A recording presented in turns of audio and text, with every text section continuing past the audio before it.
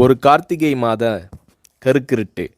செங்கல்பட்டிலிருந்து படப்பிடிப்பை முடித்துக்கொண்டு எம்ஜிஆர் அவர்கள் நடுநிசி 12 மணி வாக்கில் காரில் வந்து கொண்டிருக்கிறார். கண் விழித்தவாறே தனது காரில் எம்ஜிஆர் அவர்கள் வந்து கொண்டிருந்த பொழுது வழியில் போலீஸ் உடையில் நின்ற ஒருவரை பார்க்கிறார். எம்ஜிஆர் அவர்களின் கார் அவரை கடந்து செல்கின்ற போது எம்ஜிஆர் அவர்களின் நெஞ்சில் பொறி தட்டுகிறது. ஆள் நடமாட்டமே இல்லாத இந்த அர்த்த ராத்திரியில் அந்த போலீஸ்காரர் பஸ்ஸுக்காக காத்து நிற்கிறார் என்பதை எம்ஜிஆர் அவர்கள் புரிந்து கொள்கிறார். உடனே தனது டிரைவரிடம் காரை நிறுத்த சொல்கிறார் எம்ஜிஆர். கார் பின்னோக்கி வருகிறது. போலீஸ்காரரின் அருகில் காரை நிறுத்தி கதவை திறந்து ஏறுங்கள், எங்கே போக வேண்டும் என்கிறார் எம்ஜிஆர். பரவாயில்லை, நான் பஸ்ஸிலே வந்து விடுகிறேன் என்கிறார் அந்த போலீஸ்காரர். நேரமாகிவிட்டது, இனி இந்த ரூட்டில் பஸ் கிடையாது, ஏறிக்கொள்ளுங்கள் என்று எம்ஜிஆர் அவர்கள் வலுக்கட்டாயம் செய்ய போலீஸ்காரர் வேண்டா வெறுப்பாக ஏறுகிறார்.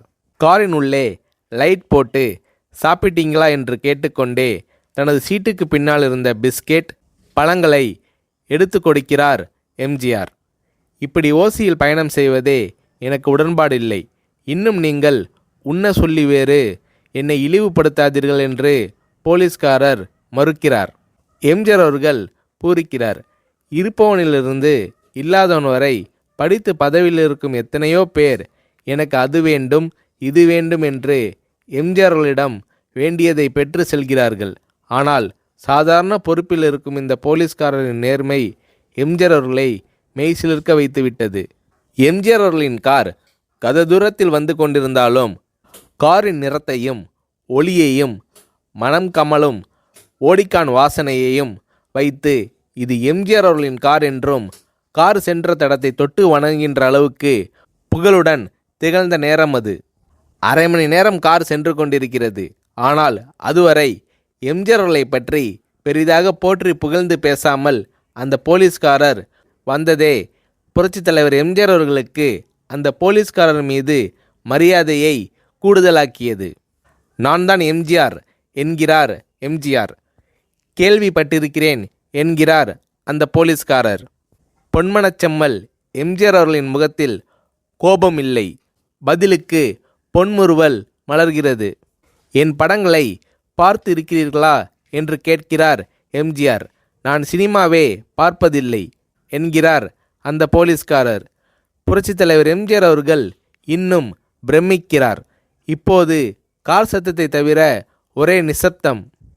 போலீஸ்காரர் தனது வீட்டிற்கு 1/2 கிலோமீட்டர் தூரத்திற்கு முன்பே காரை நிறுத்த சொல்லி இங்கேயே இறங்கிக் கொள்கிறேன் என்கிறார்.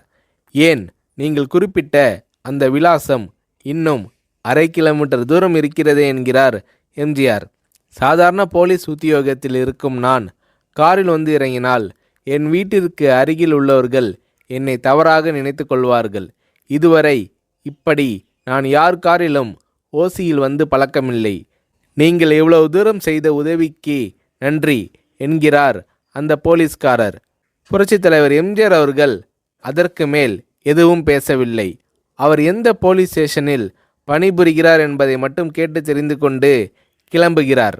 அடுத்த நாள் செங்கல்பட்டு போலீஸ் ஸ்டேஷனுக்கு ஃபோன் செய்து நான் எம்ஜிஆர் பேசுகிறேன் என்கிறார் எம்ஜிஆர்.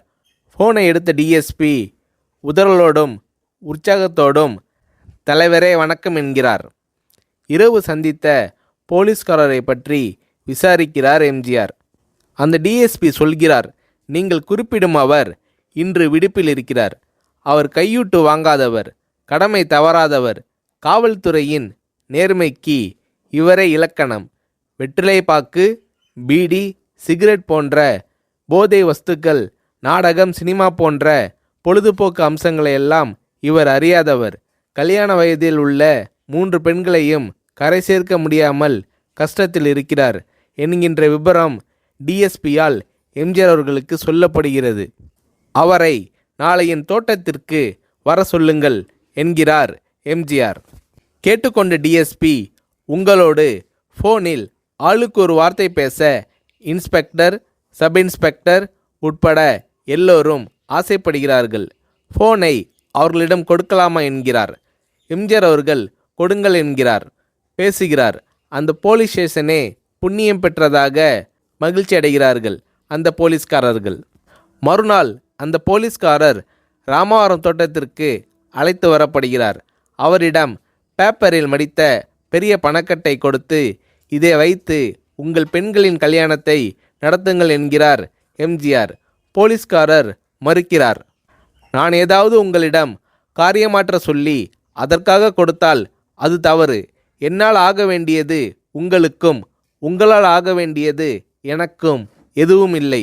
நான் உங்கள் கூட பிறந்த ஒரு சகோதரனாக நினைத்து கொடுக்கிறேன், பெற்றுக்கொள்ளுங்கள் என்று சொன்ன பிறகு கேட்டும் கூட கிள்ளி கொடுக்காத கனவான்கள் வாழும் இந்த உலகில் ரோட்டில் நின்றவனை அழைத்து சென்று அள்ளி கொடுத்த எம்ஜிஆர் அவர்களின் கருணையில் நெகிழ்ந்து போய் பெற்றுக்கொள்கிறார் அந்த போலீஸ்காரர்.